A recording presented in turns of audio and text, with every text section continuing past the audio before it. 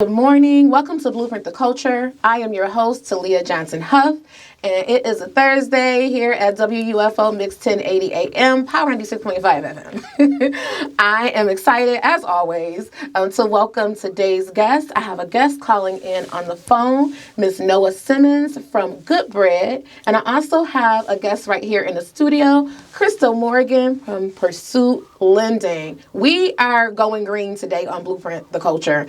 We're talking about getting you to the bag, the money, the funds, the dividends.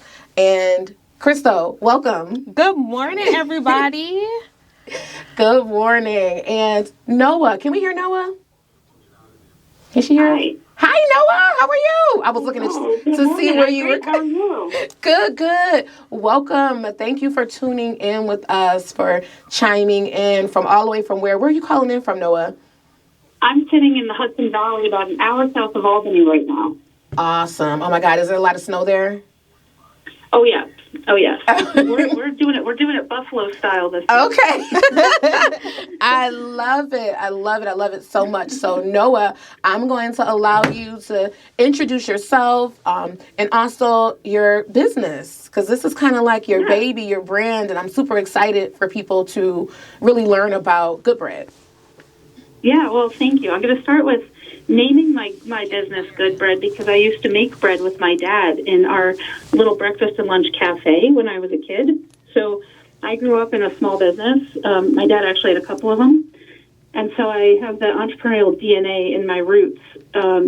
What I've spent the last 20 years of my career around is access to capital. And so I've been on the investor side of the table. I've been an entrepreneur in a couple of different endeavors. And this iteration of life, the Goodbread for me, is building a platform and building systems to make access to capital faster, cheaper, more effective for Main Street business owners who are often left out of traditional financing systems. Awesome. So that's what I'm working on. I love it. And I love that you share your background and your experience. Thank you for that, because I feel like that's important, right, when you're talking about non-traditional lending. So thank you for that, Noa. And we'll definitely, we're going to head back over to you, but I'm going to let Crystal introduce herself as well in Pursuit Lending. Absolutely. Right, so thank you so much again for having me. I really appreciate it, because I do a lot of mission-driven work. So over at Pursuit, we do funding for businesses who are not ready for traditional funding. But we're not only providing access to capital. I want to make that clear. Yes. We do a ton of free workshops. I do workshops currently at Makowski, so I really am appreciative of Say Yes and Buffalo Public Schools for allowing me to do Saturday Academy there. And I also bring on partners with me when I do workshops and Academy workshops, because clients need help with more things than access to capital. Absolutely. And a lot of times before they get access to capital, they have to get help with bookkeeping, help with organizing information of their business, and different things of that nature. And Pursuit also helps businesses post-loan. So we help businesses get help with things like marketing, understanding their books, getting their website up and developed. So we do a lot pre-loan and post-loan to help business owners, but that's what we do over at Pursuit. I love it. So you guys do wraparound services. Wraparound from beginning to end, right. From introduction to the end, yes. Which is so important, because a lot of business owners, one of the things that I know both of you hear when you're talking to business owners, specifically, obviously, my huge focus is diverse business owners, right? But when we're talking about diverse business owners, I'm sure that, people think they need access to capital, but what they really need are other things like financial readiness, or, making sure that they, have the capabilities to be able to handle funding, because sometimes we don't understand that. Even if I gave you this funding, can you handle it? Like, will you fumble this bag? Exactly. Will you end up in an even worse situation? Exactly. So, I want to, I sent questions to both of these ladies, and I do not ask those questions. It's really just a guide. But I really want to ask and pull right now on your experience. Absolutely. What are some of the things that you see the most when talking to business owners who are reaching out for this non-traditional funding? And I'll resort to Noa first and let you jump in, Noa. Yeah, so your question around what are we seeing with business owners who are coming to us, I see a lot of folks who have some sort of, I'm going to call it financial trauma. They have some, maybe it's from childhood, maybe it's from more recent experiences, but they have often had an experience where they've gone to a bank or they've gone somewhere and either they have been rejected, which doesn't feel great, or they've gone to and found some credit or some financing solution that actually has put them in a worse situation, like you guys were just saying.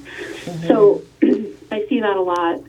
I see, folks who really, they're struggling to find, any solution to a capital need that they have, which could be, they could be seeking to purchase some inventory because they've got a big event coming up, or maybe they've got a purchase order to fulfill. They might have a piece of equipment that they need to buy. Something that's going to translate to revenue for them in the sort of short to medium term. Okay. So those are the kinds of clients that we are working with most often. Okay. They could be like consumer packaged goods companies. They might be. We have a couple of manufacturing businesses. So there's no sort of one exact prototype of the customer, but it's somebody who needs $5,000, $10,000, $25,000 for something and doesn't have another, or has reached dead ends with other solutions.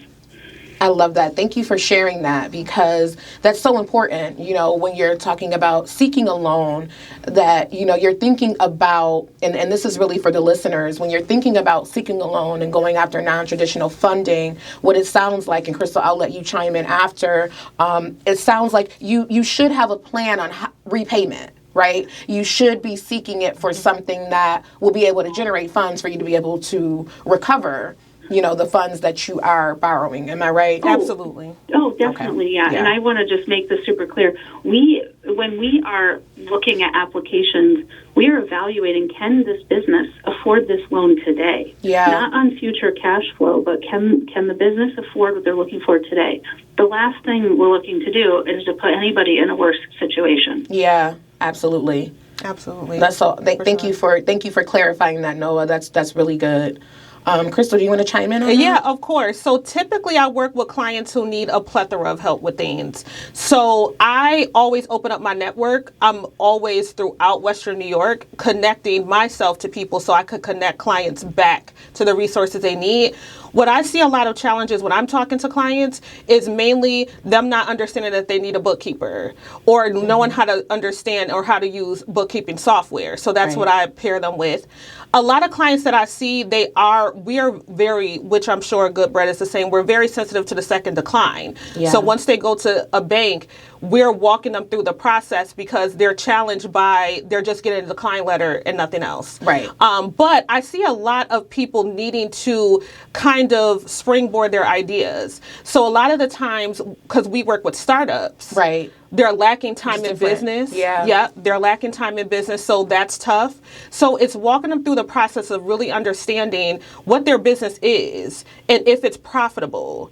Okay. I work with a lot of contractors as well, and it takes a lot of education around, yes, we want to fund you for a contract, but do you have the capacity? Can you be profitable with the contract? So a lot of the times people just hear no to financing, but they don't get the explanation. So we're working with contractors and different things of that nature.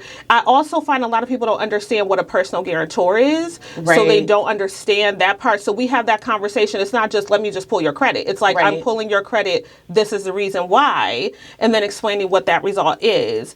And then I see a lot of clients, honestly, who feel like social media is a way of kind of like guiding them into business. Yes. And they're like, someone said that if I have an LLC that this or that. Please. And I tell people all the time, even if you're a DBA, start with something. We even fund clients who have a DBA because sometimes your business is not at a space for an LLC. Do you understand the tax ramifications? Do you understand all that stuff? So we have that conversation with people a lot. So, and we do a lot of pairing. We work with like different organizations like Western New York Law I was just Law getting ready Center. to ask you about that. Okay. Yes, Western New York Law Center. Sorry, I was stumbling over my words.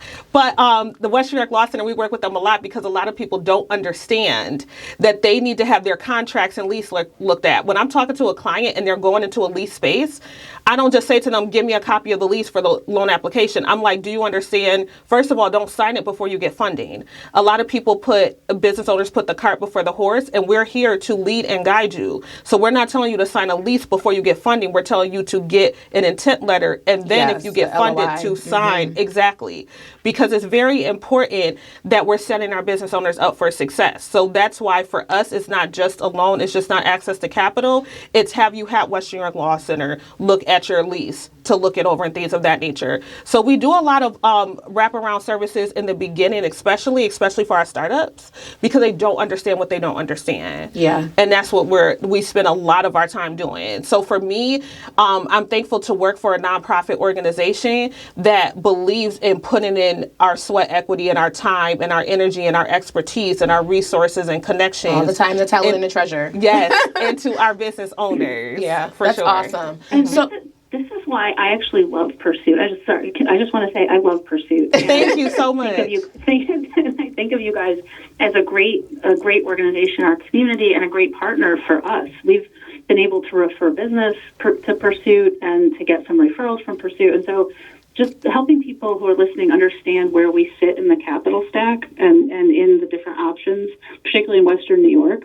Western New York has what's known as a Kiva Hub, where people can crowdfund a certain amount of loan capital, $15K for their business. Kiva's awesome. And I think Pursuit does a great job. And Crystal, you can correct me here if you think I'm misrepresenting, but I've had a number of conversations with Chris Levy, your CEO, on this topic. And so we really sit between that, $5,000 and $50,000 loan where people have, they have the ability to repay that loan.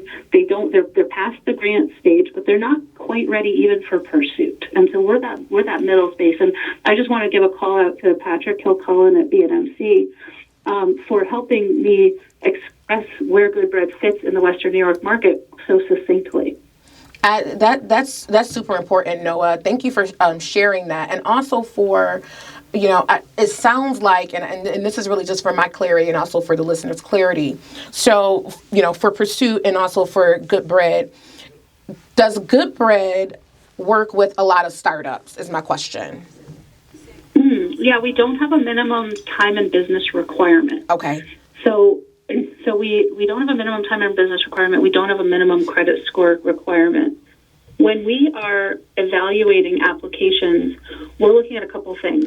We're looking at, can this business and its owner, from a global cash flow perspective, so that includes, maybe this is a side hustle that you're applying for a loan for, but you have a W-2 job. Or maybe you have a partner or a spouse who has a W-2 job that's going to show up when we do the analysis of your cash flow.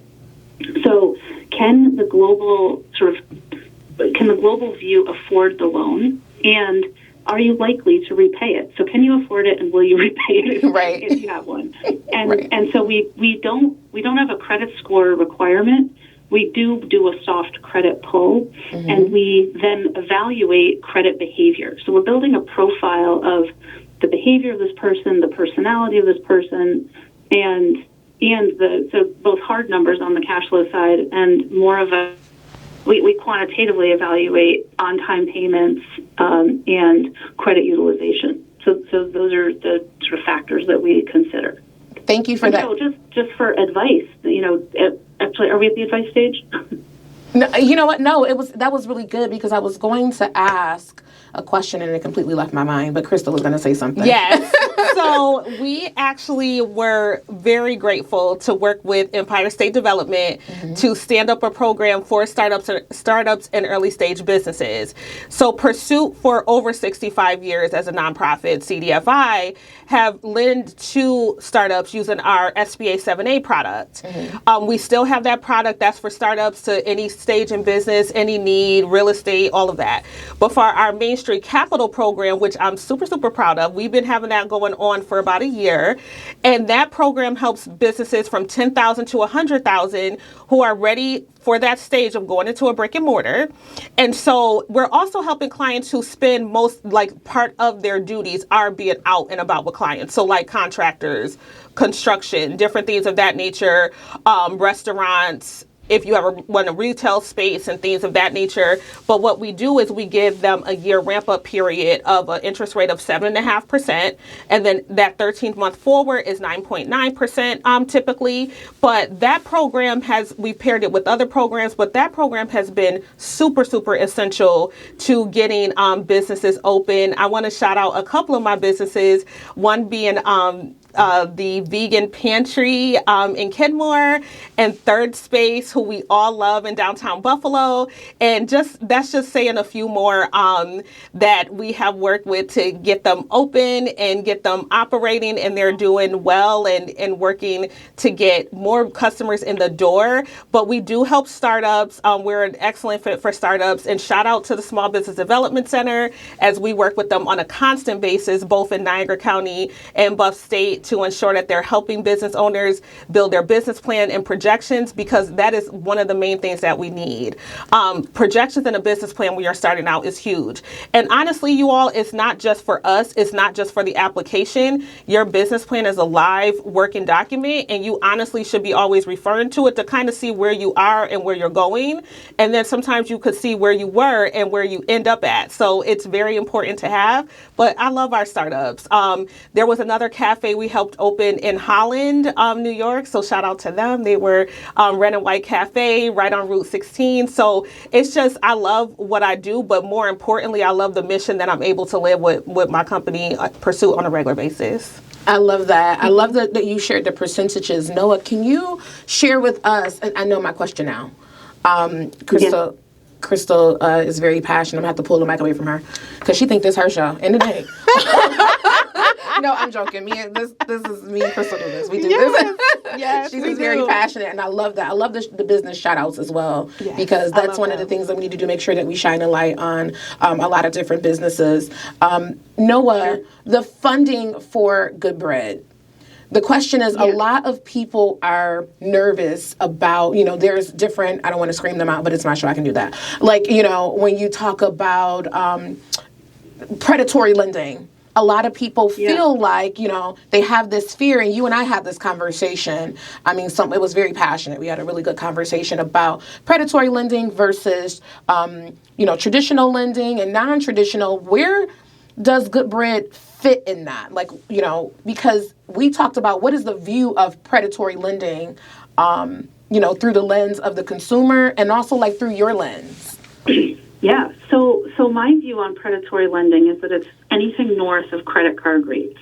Mm-hmm. So, that's in your, that's good. I see regularly in the 50 to 100% cost of capital in what people are paying for some of those predatory loans. Mm-hmm. Credit cards, that average is, I think 24.99%. Yes. And so our mission is to keep our costs to our borrowers below the rates of credit cards. Mm-hmm. And the way we charge for loans depend, so the interest rates that we have interest rates, we have origination fees. And the origination fee is generally somewhere between 2 and 4%. Mm-hmm. And the interest rate correlating could be anywhere between 5 and 15%, depending on the duration of the loan. So short-term loans, the interest rate tends to, so shorter-term loans tend to have lower interest rates, but that look higher on the APR basis when you look at it on an annual basis. Right, because they are short-term learning, and obviously the goal is, like, you have to make some money back from it, and also the risk you're taking, right? So some of it is... Well, right. It's an interesting thing you're bringing up about risk. I think a lot of the stuff that Pursuit does particularly, and other organizations that have CDFI licenses that are doing a lot of technical assistance, a lot of what they do mitigates the risk in the small businesses. And I think about that a little bit differently from Goodbread's perspective, because we're really trying to be the technology layer that makes the capital move and makes the decisions more efficient so that we can charge lower dollars. And what that means on the technical assistance Thank side. you for explaining that. Thank you for that. Yes. Yes, absolutely. And if it's okay, I'll speak on where we sit over at Pursuit. So as far as rate, we go from 6.75 to 11.9. And what that does is it allows business owners, just like when we speak about the predatory lending, because we're in no competition with any other CDFI or financial institution, what we love about what we do is we're preventing that high interest rate loans and things of that nature. And so we do a lot of debt refinance. We do a ton of that because a lot of business owners have made a mistake, and it happens, and they got into high interest rate loans. I like to tell people too, any predatory lending is you got to be careful if it's too short of a term. So under 3 years could be a little aggressive depending on how much you're borrowing though, because if it's a low amount, then you're good. But typically under 3 years is a little bit hard, especially for startups, because they haven't really known how they're going to do or what they're going to do yet. So you want to stretch out those payments.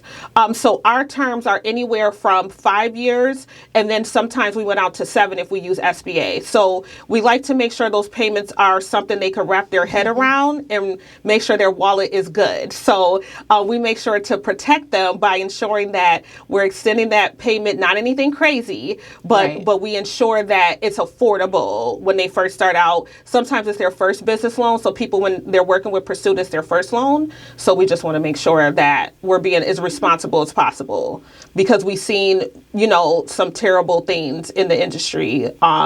That's our only competition is the predatory lenders who are trying to suck the cash flow out of our business owners. Right. That's so good. Noa, when you are, working with the business or considering working with the business, because one of the names that gets thrown around a lot is One Main Financial. That thing will pop up. I mean, I could be scrolling on TikTok, Facebook, anywhere, and One Main Financial be like, here I am, come get me, right? And I'm sharing a quick story, and it's because I've actually used One Main Financial. I was doing a project, and I think, Noa, you and I we talked about this. I was doing a project, and I went to One Main Financial. I needed, I've never actually even gone into a bank to try to get a traditional loan. I didn't even know if I probably could have qualified for it. But the fact of the matter was, I just wanted something very quick. And I'm like, oh, I can do this. And I did that, and I paid them off, and it was like they were angry. Like, I'm like, I just need cash flow for like 30 days to be able to jump back into the business. And this was some years ago. And so I think I borrowed like $25,000 and I paid them back in like 30 days.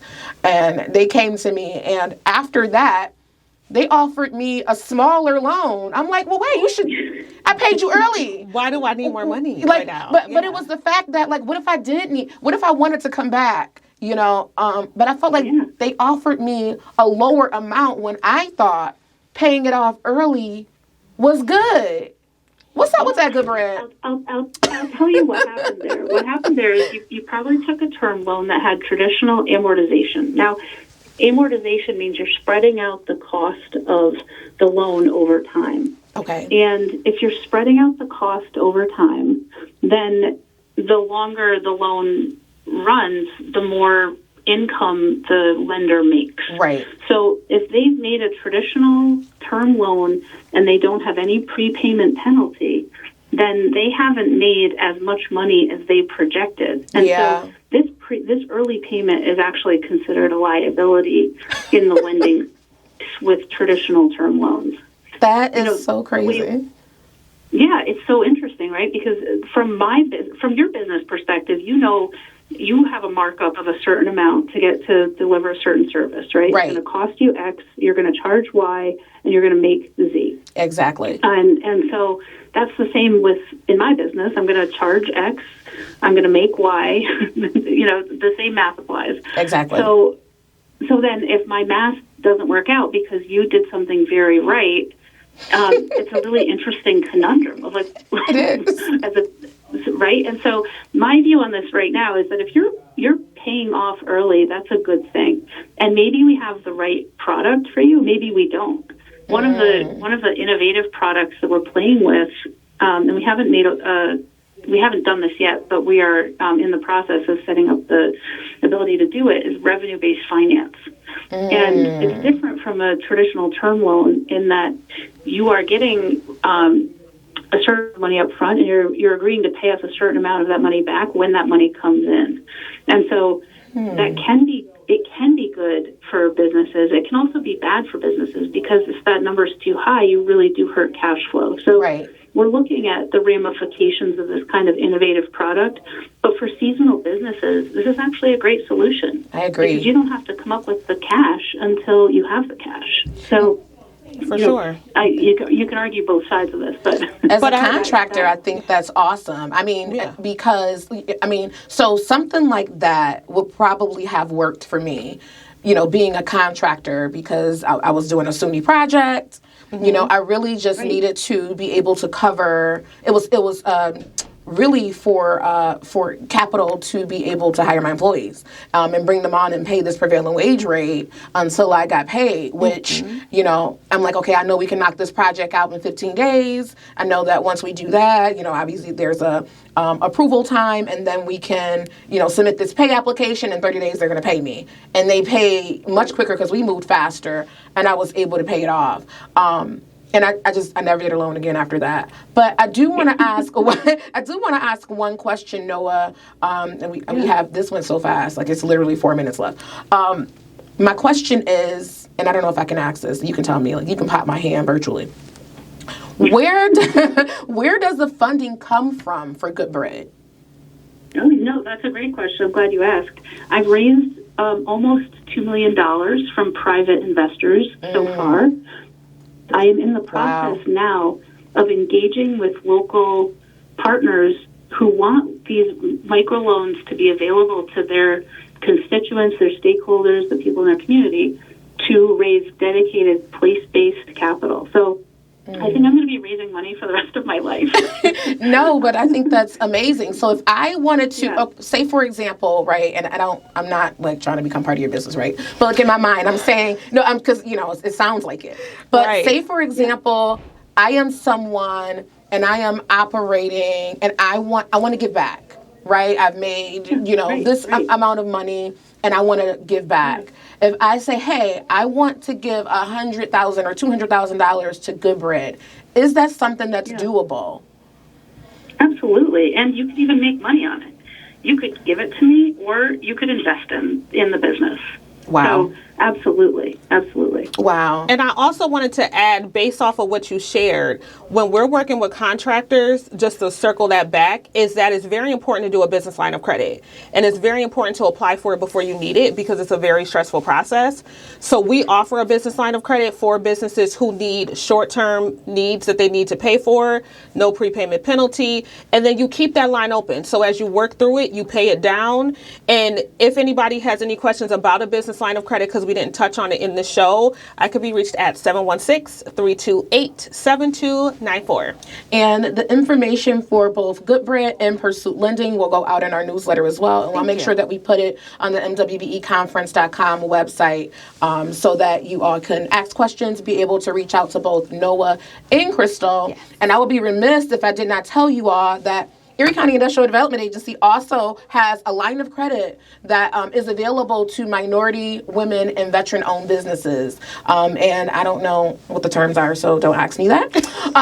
But thank you both for joining me on the show. We literally have like 40 seconds. And I want to say, if you are interested in capacity building, the Buffalo Niagara MWBE and SDVOB capacity building program is kicking off. Our first class is February 18th. It's going to be held at Oak House, and we'll be meeting every third Wednesday of the month at Oak House, taking learning outside of the classroom. If you are interested in learning about that, head over to the MWBEconference.com.